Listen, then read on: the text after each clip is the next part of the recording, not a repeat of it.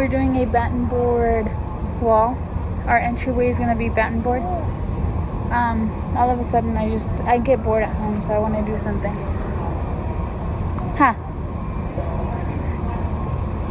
So we'll see how it ends up. It's Meilani's first time out.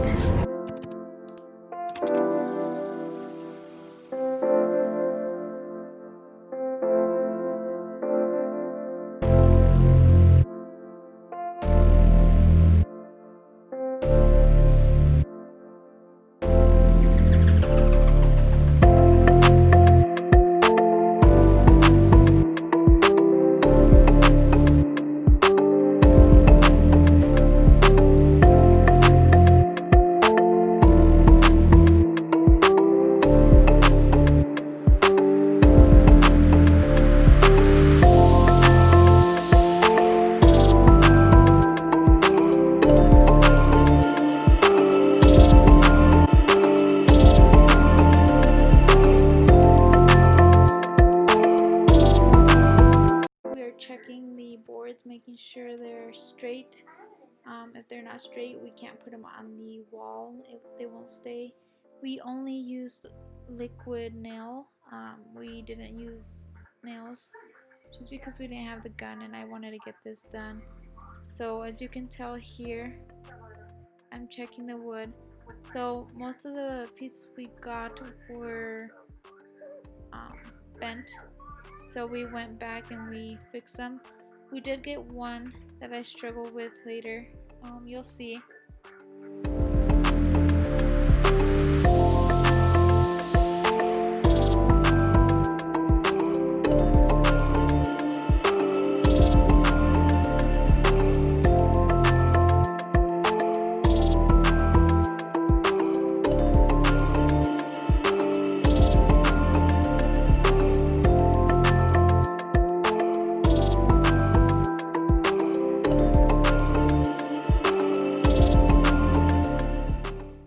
We used 2x4s, which really end up being 1.5 by 3.5, and they worked really well for us.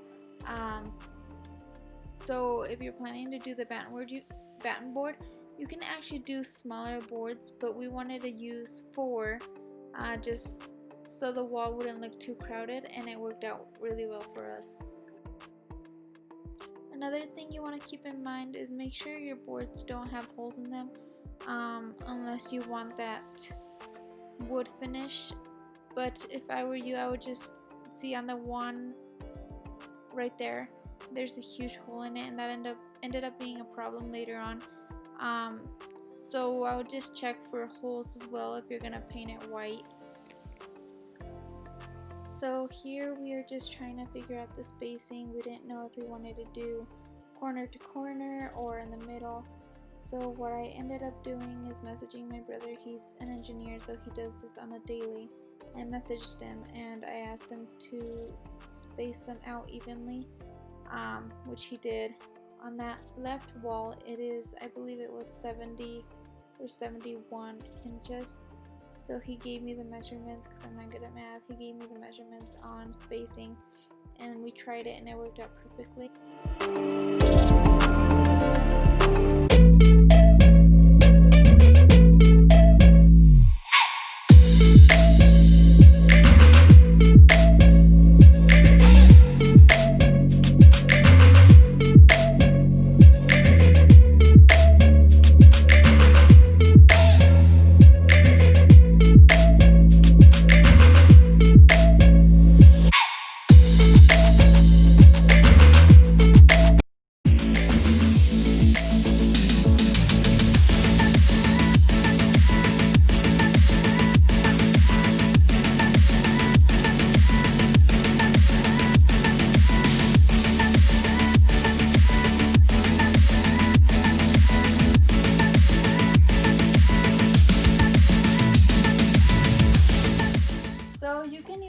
Before or after. I just thought it was going to be easier to paint it before, and I was right, because after it's just a hassle to get all the cracks and everything. So if you're going to do this, I would recommend painting it before. Know the height of your boards and paint up to the height.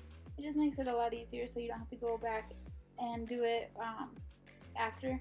I also painted the boards after they were on. I probably should have painted them before I put them on there. It would have made it a little bit easier.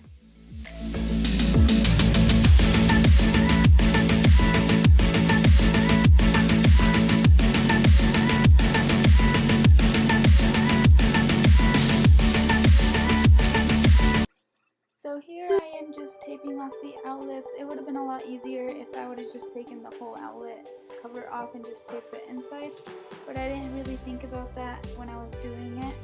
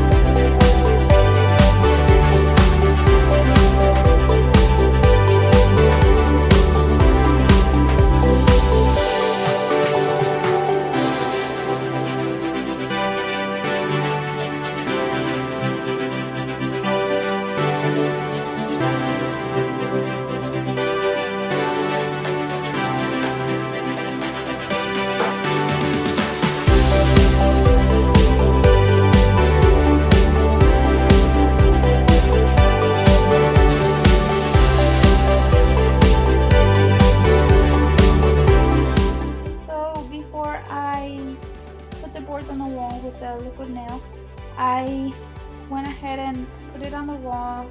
I was checking to see if the board was flat, so when I were to put it on the wall it wasn't going to be hard for it to stick on there.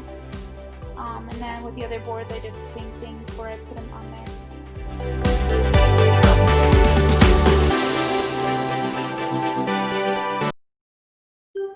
So here I'm just struggling to get the liquid nail to come out of the thing.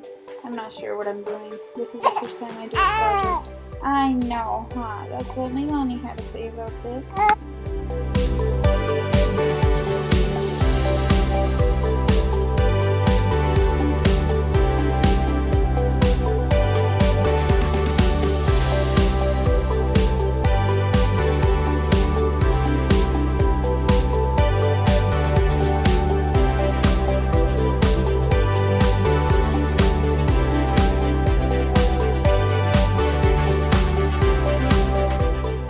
I finally got it to work, I think, and yeah, I got it to work.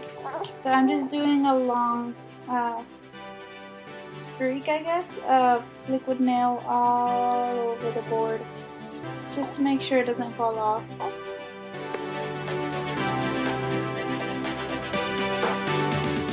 So here I am just making sure the board is flush with the baseboard and the side, the trim, and I'm pushing down just to make sure all that glue gets stuck on there.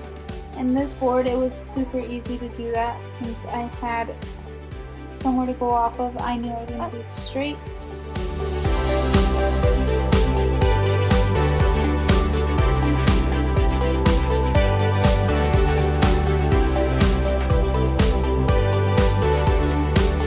That's all we have done.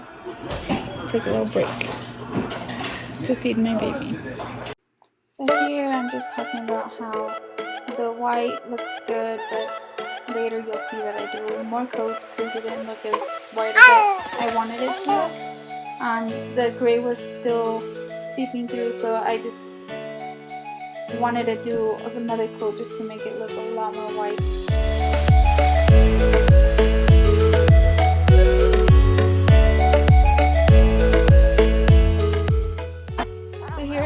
Got really tricky. That board was not straight. Remember in the beginning I said to get boards that are straight? This board was not straight at all. So I struggled. I did a lot of liquid nail. Nothing would do it. So I actually just took the whole board off and I restarted with a new board, and it made a difference.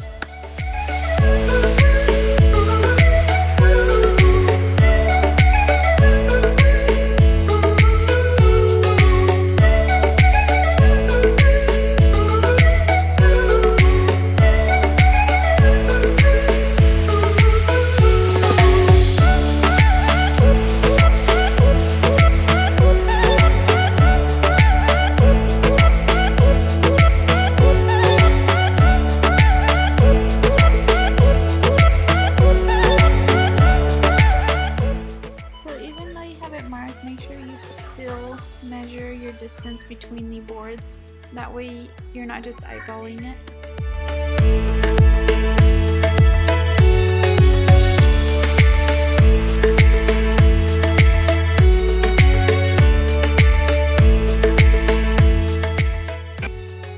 And also be very generous with that nail glue.